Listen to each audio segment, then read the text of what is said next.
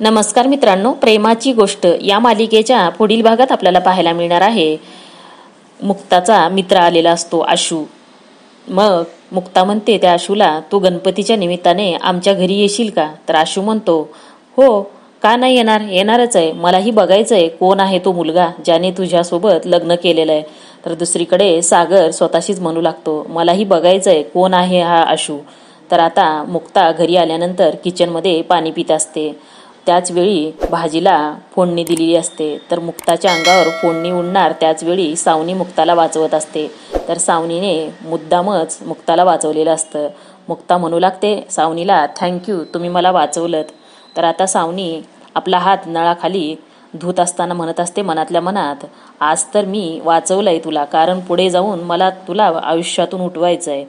या गणेश चतुर्थीला तुला असं काही बर्बाद करायचंय की आयुष्यातून उभी राहू शकत नाहीस, आणि तुझ्या या घराला मला बर्बाद करायचं आहे. तुझा हा सुखी संसार उद्ध्वस्त करायचा आहे. तर हा सावनीचा प्लॅन मुक्ताला कळेल का आणि तिच्यावरच उलटणार तर नाही? असेच अपडेट बघण्यासाठी आमच्या चॅनलला सबस्क्राईब